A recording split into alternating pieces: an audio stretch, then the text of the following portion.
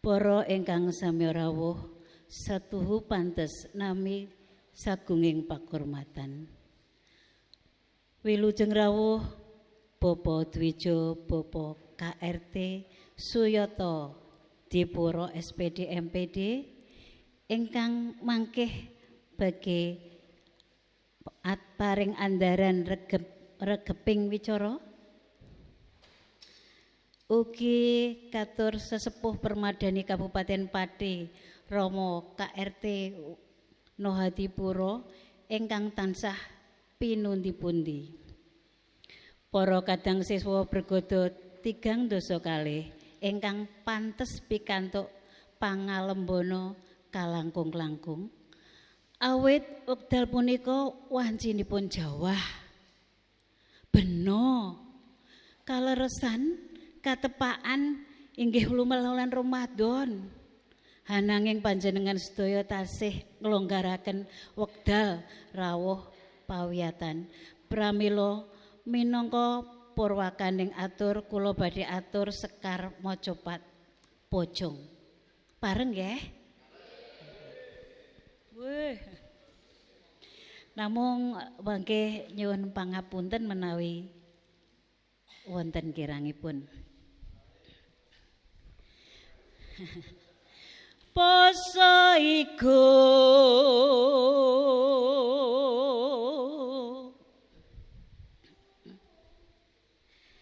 ramung ngampet hawa nafsu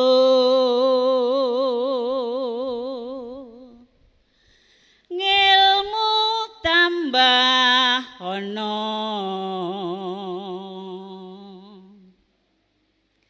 bermadani dados margi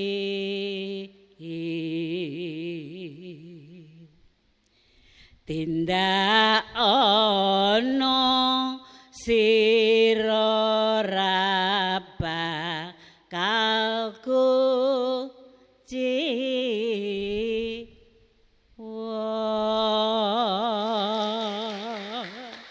Waduh, matur sembah nuwun. Namung saged kula namung wakaten, namung kok panjenengan paringi aplaus ngaten-ngaten. Waduh, berasa pengen terbang. Salajengipun sumangga katur kadang siswa ingkang kabiji sule sarira atur pakurmatan lan sampun siyaga nampi saserepan saking Rama Dwija. Sumangga sinten ingkang sampun kabiji? Monggo. Kepareng matur Rama Dwija, nama kula Suryani. Atur palapuran sonten menika dalem badhe nyekar macapat Asmarandana laras pelok patet barang.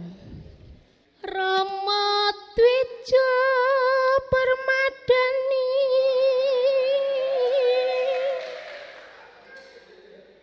kepareng matur ing ngarsa minangka Sulesli rane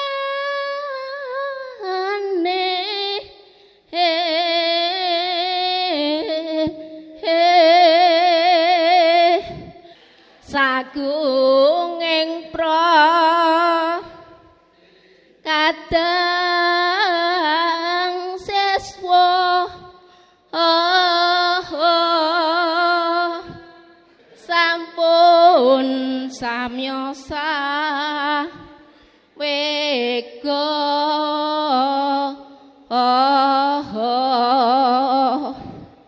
nampi piwulange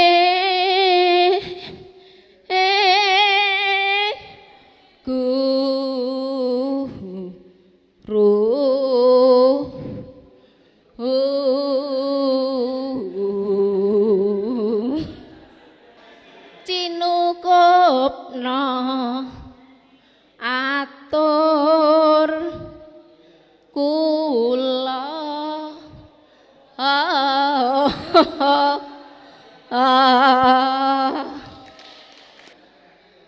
Romo Dwija sederek siswa sampun siaga nampi seserepan. Nggih. Supados mangke lampahing seserepan ingkang kula aturaken samudayanipun saged kaleksanan kanthi rancak lan sae lulus raharja kalih sing sambikala monggo saged pundharaken mawi manungku puja rumiyin monggo nggih. Matur nuwun. Para kadang siswa kula aturi jumeneng.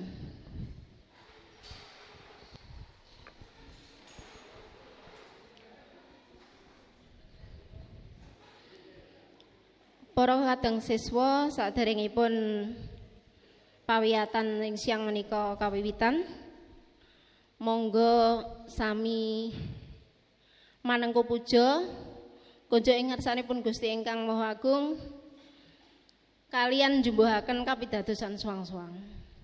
Manengku puja kawiwitan.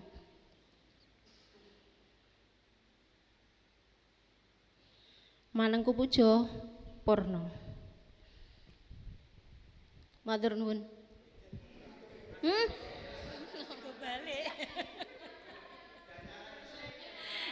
Iya, pun lajengaken lancaran permadani Kunjara.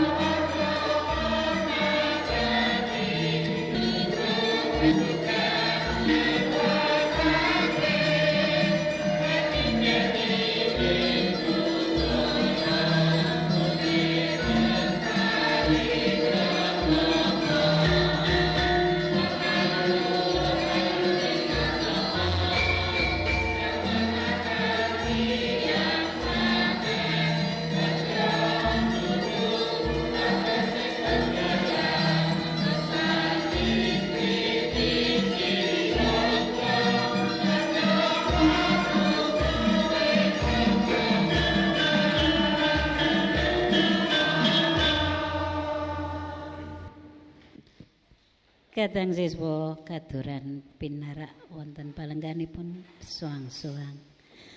Salajengipun wekdal sawetahipun kula aturaken dumateng Romo Dwija. Sumangga.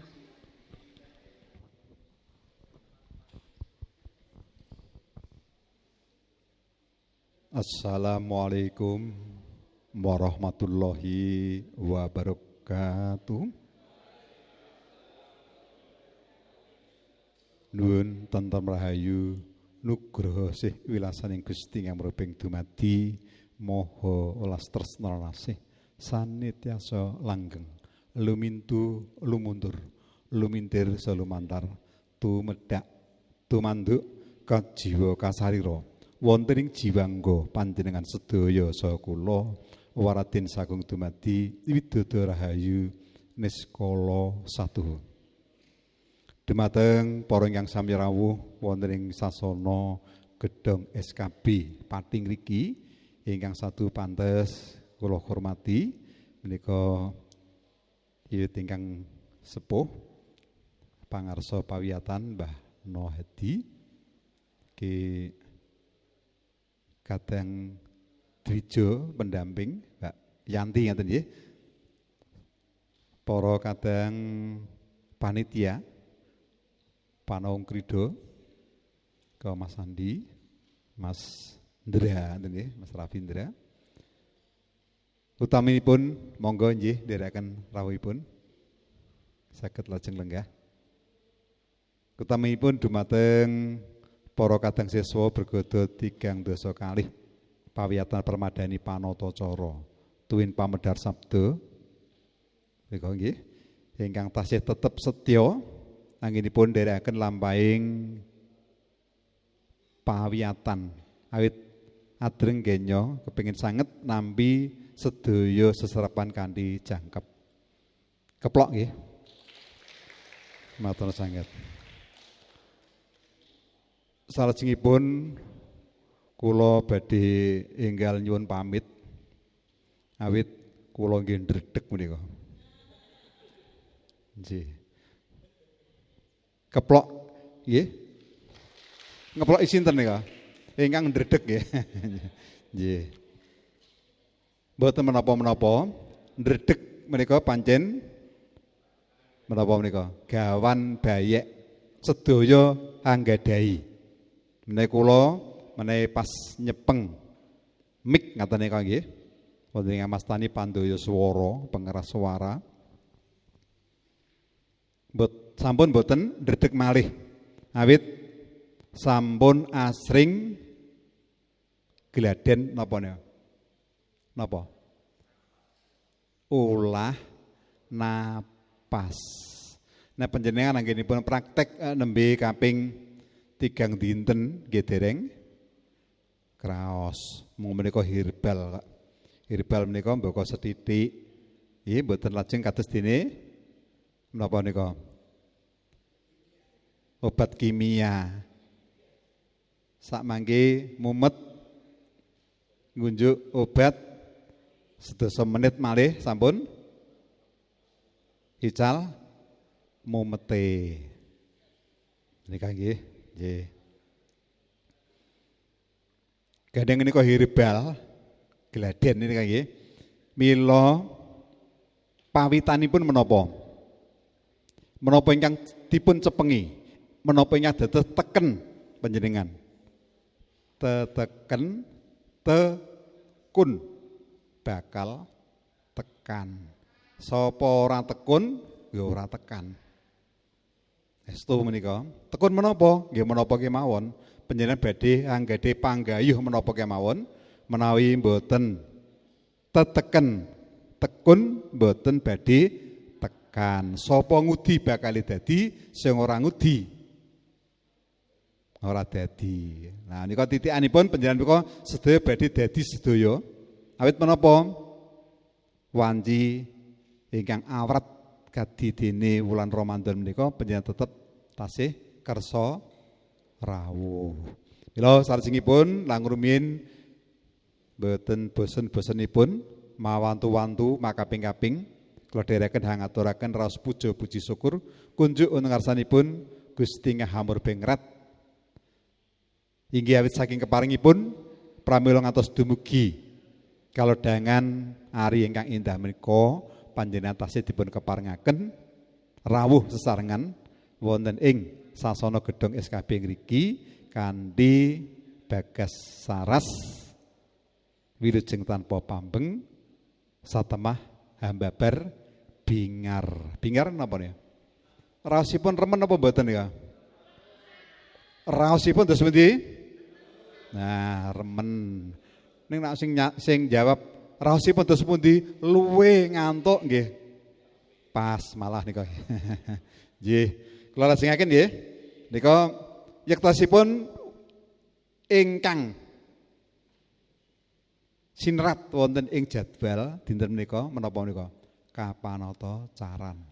Rening ingkang kadhawuhan menika kula lajengaken ingkang renggeping wicara rumiyin awit timbang mangke renggeping wicara menika kendel kalih pepanggihan mblenjet malih lagunipun kapan-kapan pinanggih malih. Pramila saking menika rening renggeping wicara menika baku sanget kagem tumraping para pambiwara ugi pamedhar sabda mila monggo sangu ingkang badhe kula aturaken dumateng panjenengan lumantar pawiyatan menika estu-estu dipun gatosaken. Nggih nika wae. Ketawis sanget kalau wau tasih ndredeg ateges kirang mateng anggenipun gladen mliginipun apa? Ulah napas. Kendelipun sampun wonten. Nggih kapara sinambi beksa. Wah, menika mboten saben-saben priyantun wantun beksa ing ngarsanipun para rawuh sedaya. Nggih. Namung babakan nembang tasih ketingal krenggusan. Benten wau kalih Ibu Yanti kalau wau. Benten nggih. Benten napa mboten? Bu Yanti krenggusan mboten kalau wau. Mboten. Awit menika sampun kelebet seniman senior ya senior. Nggih. Menika nate nelasaken. Jan nek buka ora nelasaken nggih, daharan nggih. Nek Bu Yanti sami nelasaken tanggalan nika kalender. Nggih, menika kalender nika isinipun Februari 28 utawi 29. Sanesipun nek mboten 3 dasa nggih 3 dasa setunggal Bu Yanti tanggalanipun nek ora 90 utawa 100 mboten cekap. Saking ngriki enjing wonten ngrika, siang ngriki 12 ngrika balik ngriki malih. Nah, sak boten-boten nika nggih rumiyin rikala semanten asring pinanggih kalian kula. Nah, kula ingkang juru halu-halu menawi Mbak Yanti menika ingkang napa nika? Seniman, seniwati ingkang gampil luwe napa nika ya? Keroncong. Nah, kados jenengan iki apa grimis apa talang kodanan abane kok krucuk ngeten jeblen jenengan nggih. Nggih. Ngaten nika Mbak Yanti sampun klebet seniwati ingkang senior awit kula saged mastani ngaten nika sampun kondang kaloka. Menawi juwana, bendar, growong tembunge pun mesti pokoke. Kula nanggap keroncong, pokoke ana Mbak Yanti pokoke. Nah, pokoke nika nggih nika rumiyin. Estu? Ngaten. Nggih. Salajengipun kula lajengaken nggih.